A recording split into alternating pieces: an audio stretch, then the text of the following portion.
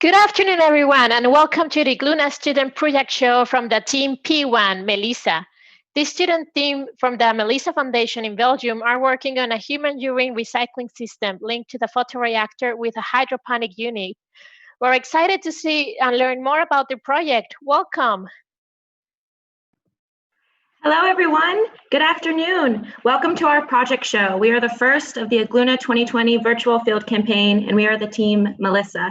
So please sit back and relax on this journey to space and enjoy. Good afternoon, everyone.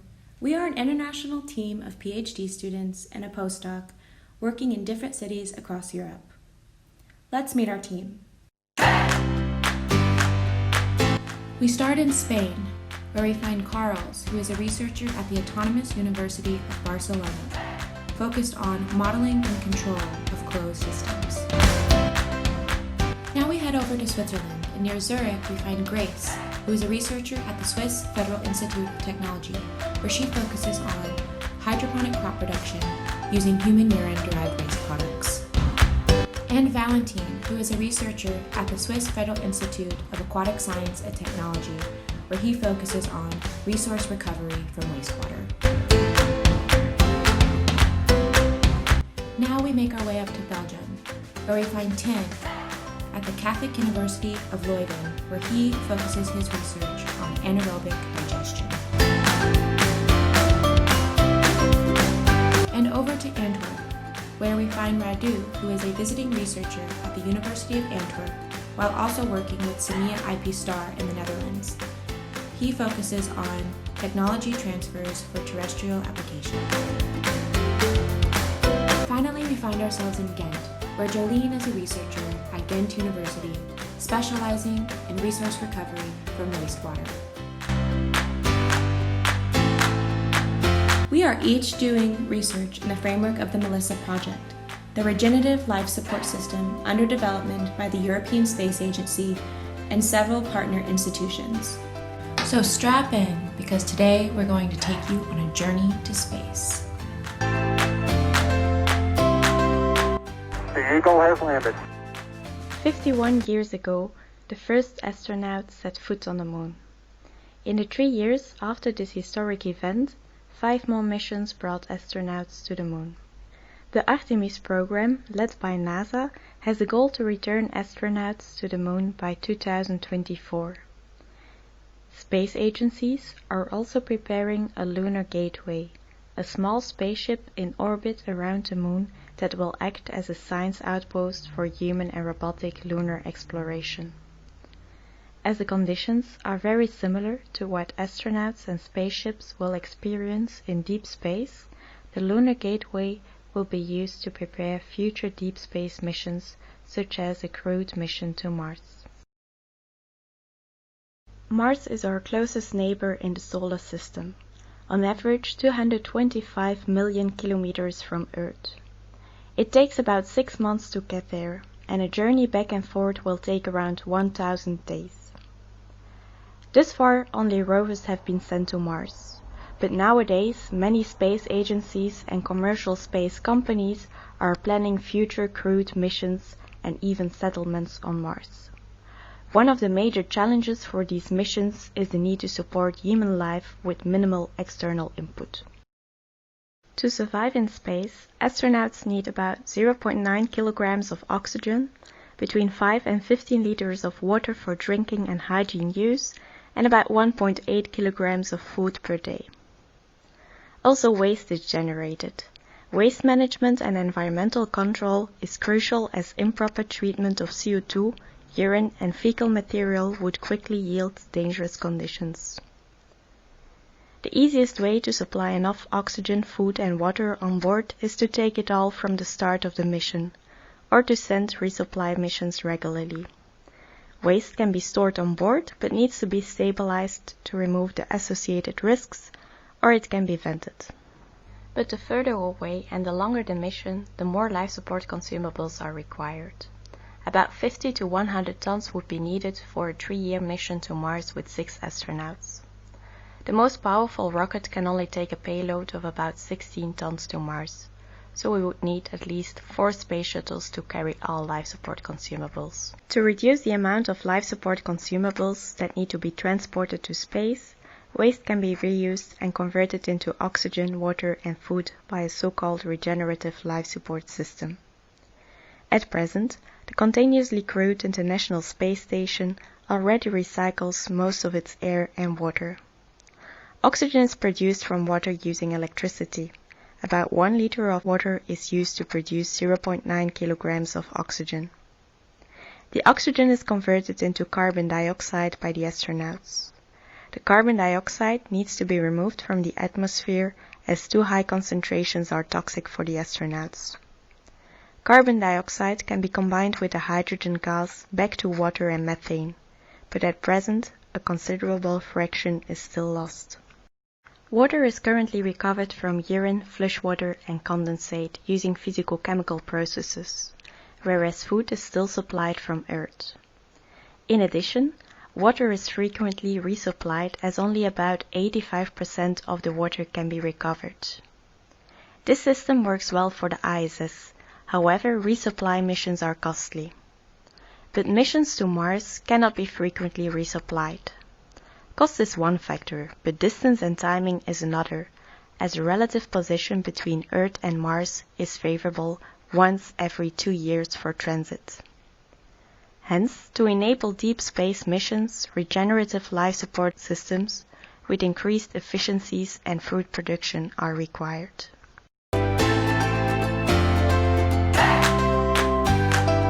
How can we build a closed regenerative life support system? Let's have a look at Earth, where the biosphere acts as a global regenerative life support system, providing us with oxygen, water and food. Hundreds of processes and millions of organisms, such as plants, animals, humans and microorganisms, are all involved in this. Plants and algae convert carbon dioxide into oxygen using light as an energy source. This process is called photosynthesis. Forests provide about 30% of the oxygen on Earth. The majority of oxygen is produced by phytoplankton and algae plankton in oceans and lakes. Water is very abundant on Earth and is cycled through land, oceans and atmosphere by processes such as evaporation, condensation, precipitation, infiltration and runoff. However, only a small fraction is suitable for potable water production. Potable water is mostly produced from surface water or groundwater. The majority of our food is produced by agriculture. To increase crop yields, fertilizers are applied. Fertilizers contain important plant nutrients, mainly nitrogen and phosphorus. Nowadays, nitrogen is industrially produced from the nitrogen gas in the atmosphere, whereas phosphorus is mined from bedrock below the Earth's surface. But before the invention of synthetic fertilizers, human and animal waste have been used as nutrient sources for crop production for centuries. The understanding and study of these integrated and complex processes on Earth led to the creation of the MELiSSA project.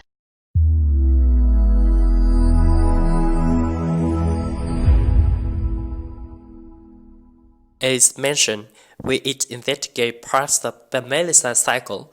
MELiSSA stands for Micro-Ecological Life Support System Alternative.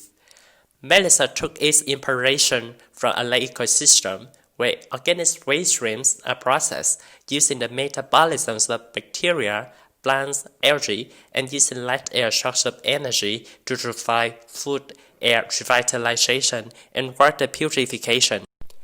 MELiSSA is a project of European Space Agency initiated in 1989. Around 50 organizations including university, research center, space industry companies, and companies with terrestrial activities are involved in the program. 15 partners have signed a memorandum of understanding. Today, the MELiSSA partners are from Belgium, Spain, France, Switzerland, Italy, the Netherlands, and Canada. The MELiSSA project focuses on developing a regenerative life support system, like we mentioned before, to support long-term space missions of future Martian or lunar bases. MELiSSA consists of 4 engineered biological compartments, which combines activities of different organisms, such as bacteria, microalgae, and plants, to produce food, water, and oxygen. We are focusing on 1 or 2 compartments of MELiSSA in our PhD.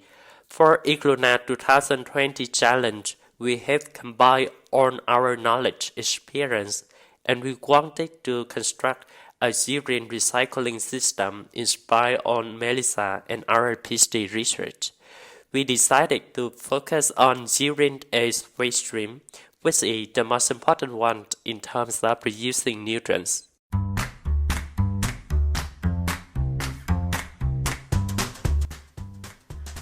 But why focus on urine? Because urine is rich in nutrients, I mean. And as you heard before, nutrients are essential for humans and plants. Humans receive nutrients contained in their food, while crops receive nutrients from soil or through added fertilizers. Now, most of the nitrogen and a big portion of the phosphorus that we excrete leaves our body in urine. Because it is already liquid, you don't need to dilute it with flushing water to transport it in a pipe, making it a concentrated solution. Due to these specific characteristics, it makes sense to avoid mixing the urine with feces or flushing water, in the same way that you don't mix plastic, paper, or glass waste. Separation of urine can be done using waterless urinals or source separating toilets. The principle for on-earth application is fairly simple. The urine enters a separate hole while feces are flushed down in a different pipe. Of course, in space, those installations would look different, especially because we have to respect the lack in gravity, but the general principle still applies. At the International Space Station, they already now avoid mixing urine with other waste streams, but while the water in the urine is recovered, all the nutrients are wasted. With our system, we want to change that. Urine contains the building blocks for plant growth, but before we can apply it as a fertilizer to plants or also to algae, it must be stabilized. You might ask why. Fresh urine coming out of your body usually does not smell very strong. However, when urine is left to sit around, the smell worsens. Many of you have experienced this when using a public toilet that has not been cleaned for a while. When fresh urine is left on its own, bacteria transform urea, which is the main source of nitrogen in urine, to ammonia, causing a strong smell. Because ammonia is volatile, meaning it can escape as a gas, this can lead to nitrogen losses. Also, high concentration of ammonia are toxic for humans and plants. Furthermore, during the transformation of urea to ammonia, other processes may occur that lead to pipe clogging, losses of more nutrients, and biofouling, which is the unwanted growth of bacteria. Thus, it is important that we treat the urine in one way or another to transform reactive and potentially dangerous urine into a safe fertilizer. So let's learn how urine can go from waste to taste. First is a pre-treatment. In the pre-treatment, the pH of fresh urine is increased. The pH describes how acid or alkaline a solution is, and it has a high influence on chemical and biological processes. Fresh urine usually has a more or less neutral pH around 6.5. The pH is increased by adding a base such as sodium hydroxide or by producing hydroxide ions electrochemically. The high pH prevents the transformation of urea into volatile ammonia by inhibiting the responsible biological process. This pre-treatment enables us to store the urine for an extended period of time without losing nitrogen. Further, it fosters precipitation of calcium phosphate to prevent clogging and scaling later on. After that, the now alkaline urine wanders to our first compartment. In the first compartment, the urine is treated in a so-called bioelectrochemical system, namely a microbial fuel cell. Here, bacteria are transforming chemical energy into electrical energy, in our case by converting organic substances into CO2. With this step, we can avoid most of the biofouling later on, and we can get rid of some, but not all, nasty smelling substances. The produced CO2 can be used by the plants or by algae for photosynthesis. The energy produced can be used in various ways. It might not be enough to lift up your spaceship, but you will certainly be able to turn on a light bulb. In this step, the urea is transformed into ammonia. Since we are not storing the urine anymore, this transformation step allows our system to continue stabilizing the urine into nutrient form suitable for plant production. Thus, the now hydrolyzed urine is ready to enter the second compartment, the membrane aerated biofilm reactor. To further get rid of the ammonia-rich hydrolyzed urine, since high levels might become toxic to plants and humans, we continue to stabilize the urine. This can be done using bacteria in an aerated bioreactor. Aerated because the bacteria need oxygen to survive, and since we are in space, oxygen is not so easy to provide. Due to the much lower gravity in space, air bubbles behave differently in space than on Earth, making it harder to evenly distribute the oxygen. This can be seen in this video of 2 pots boiling. Therefore, we need a special design. Our approach is to use a membrane aerated bioreactor. Here, the oxygen is flowing through the membranes while the bacteria are growing on the membranes. In reality, such a reactor would look like this. Due to the biological reaction on the membrane, the smelly and toxic ammonia is transformed into ammonium and nitrate, and the pH is lowered again. What we end up with is a safe, stabilized urine fertilizer, ready to provide nutrients for plants and algae. As before mentioned, astronauts need oxygen, water, and food to survive in space or on a future Martian base. And similarly to what happens on Earth, the major producers of oxygen are cyanobacteria and plants, which can both be consumed as a food source. In MELiSSA, cyanobacteria and different edible plants are chosen to fulfill the astronauts' hunger. However, in order for the cyanobacteria and crops to provide astronauts with oxygen and food, they need nutrients to grow. Luckily, the stabilized urine does just that, but the way cyanobacteria and plants grow is very different. The cyanobacterium used in MELiSSA is called Limnospira. Limnospira needs a light, rich aquatic environment to thrive. And that is why a bioreactor with lights is used. A bioreactor can provide Limnospira with a similar environment that it has on Earth. This controlled environment guarantees that Limnospira has what it needs to survive. The size of the bioreactor is important to produce more oxygen and more food.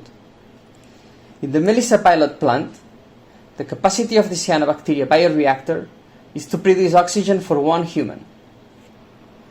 There are several different types of plants used in MELiSSA, with a spectrum of different nutritional features, flavors, and uses, such as lettuce, tomatoes, spinach, and wheat. The difference from Limnospira is that higher plants require a controlled chamber to grow and not a bioreactor. Plants require additional temperature and humidity controls. But similarly to the traditional vegetable garden you may find on Earth, plants require nutrients, like those in stabilized urine. In our system, nutrients are supplied to the plants through their roots exposed to stabilized urine-based solutions in a hydroponic system. A hydroponic system allows astronauts to grow plants in a more controlled manner that does not require soil. As mentioned before, bringing supplies from Earth is very expensive, and this also goes for transporting soil. And unfortunately, the regolith on the surface of the Moon and Mars may be toxic for plant production. Thus, producing plants in a soilless system is our best bet.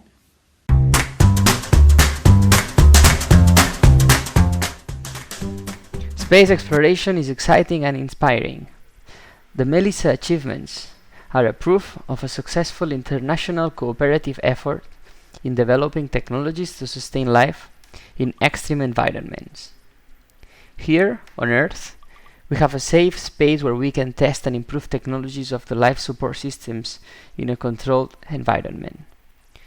In 2019, we celebrated 30 years of the MELiSSA project and 10 years of the MELiSSA pilot plant, established in Barcelona as the test bed of the MELiSSA compartment. Its scope is to offer a platform to test the integration of the different compartments of the MELiSSA loop, as well as new technologies. It represents the previous step to the integration at microgravity conditions. But the MELiSSA technologies will not only support the life of astronauts in long-term missions. These advancements can be translated for terrestrial applications. MELiSSA life support system might be at small scale, but it is a faster and understood prototype of a circular system.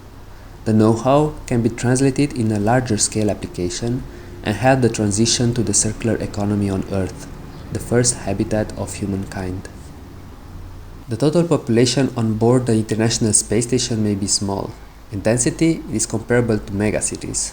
How clean would these cities be if all inhabitants were pretending that they are astronauts with limited precious supplies?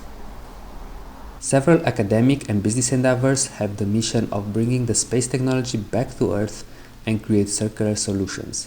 For this purpose, technology transfer company Semia IPStar was established in 2005.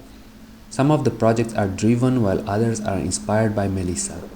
Here are some examples of these terrestrial applications. In Antarctica, the French company Firmus implemented a membrane technology for recycling the greywater for 15 scientists on the Concordia research station. The system is very robust and it's operating semi-autonomously for 8 years. In the Netherlands, the European funded NextGen project aims to recover nutrients and clean the wastewater of the brewery La Trappe using MELiSSA technologies coupled with other biological treatment systems. It aims to improve the circularity and sustainability of the brewery.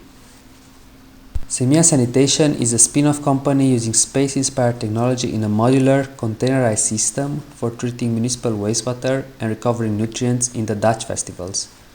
The modular units allow them to create circular food systems in the developing world. Similarly, IGLUNA is a Swiss company that produces plant fertilizer and clean water from urine using an evaporation technology. Another initiative in the developing world is from SCKCN Research Center, who introduced algae as protein-rich nutrition for the people, working with local entrepreneurs for transferring the knowledge and have an impact in the community.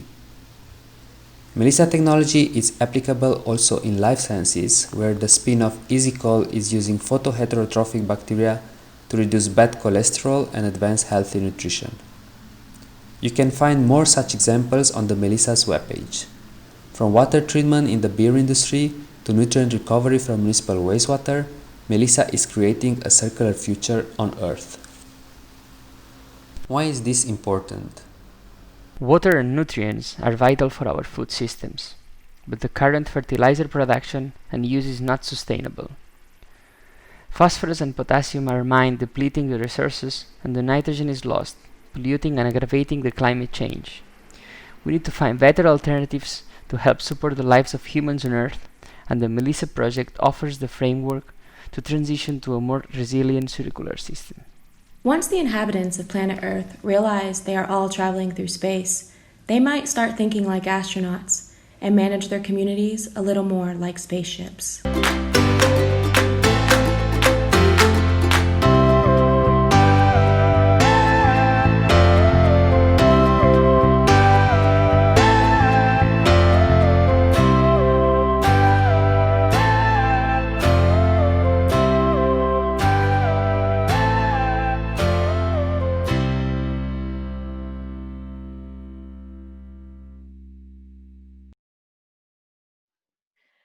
Great video. Thank you, P1 Team MELiSSA, for preparing. I'm seeing there's a lot of questions from our viewers. Let's start with the first one. It's a bit specific. So, how would you ensure genetic and enzymatic stability of the bacteria in your bioreactors?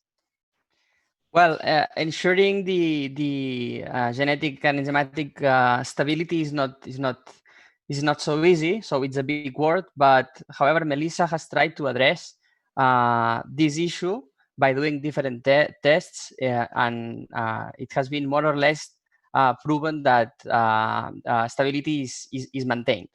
Also, certain kind of policies are followed, like using non-modified organisms in order to prevent these possible mutations. Yeah. Great answer, thank you. You want to complement something else? Yes, MELiSSA prefers to work with synthetic communities. So in a first step, they try to engineer a community that is capable of doing the job. And then in the next step, they are sending these organisms to space to investigate the effect of microgravity and radiation on their survival capacity. So this is the first step. In the next step, they try to prove the activity in space. So this has already been done for the Limnospira. So the Arthrospira that is producing oxygen in space and producing biomass. And then the final stage is to prove the activity in a bioreactor in space. Understood. Thank you very much. The next question is, can you build your equipment with resources on the moon, or would you have to transport everything from Earth?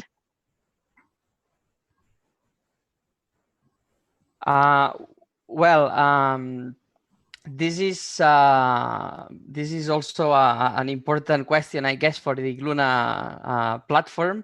But right now, I would say that planning to use lunar-based material is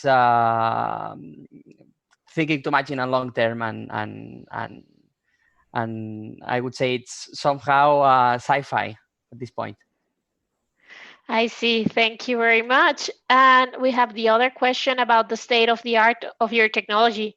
Are there any other projects trying to achieve the same thing, or is it one of a kind? So our project with MELiSSA Technologies is quite different from the physiochemical processes that are used on the International Space Station, but they're not necessarily unique to multiple space agencies around the world that are trying to integrate biological mechanisms or metabolic processes into achieving such closed systems or semi-closed systems.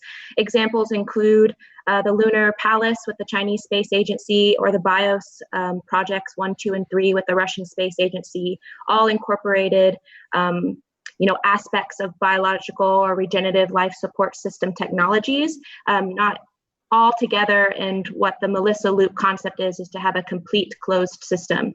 But there's a lot of what's nice, and if people saw the general director's talk this morning, that the European Space Agency, along with the MELiSSA, is really an integrated project that's really working interdisciplinary and internationally.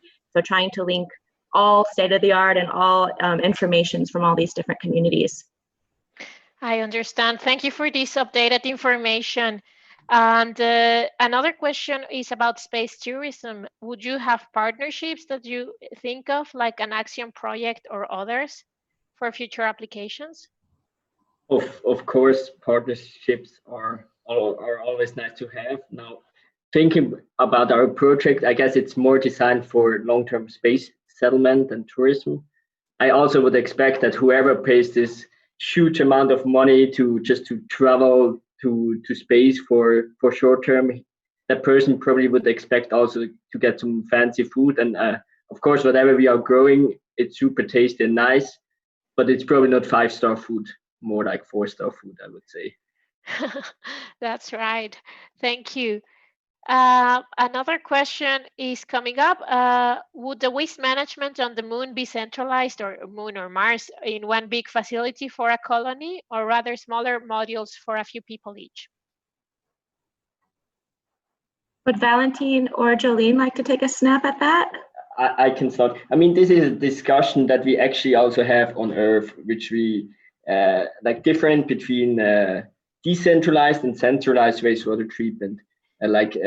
Centralized, where like all is coming together to one place in one big treatment plant, and decentralized is like a lot of small different reactors for small scale. I guess the good thing about space is, as for right now, this centralized and decentralized, it's basically the same, because the amount of people is so small. So already still with, like, I would say 40 people, which is already a big scale up, we would still talk about one kind of machine. Talking about like space settlement with, I don't know, let's say 100,000 people, hard to say. Then we would have to build pipes on the moon or on Mars. Let's see. Yes, let's see. Thank you. And another question, what has been the most difficult obstacle to develop your project this year? Who would like to answer that? Yes, I will answer. I think the most challenging part of our team during IGLUNA 2020, we were on separated because of COVID-19 problem.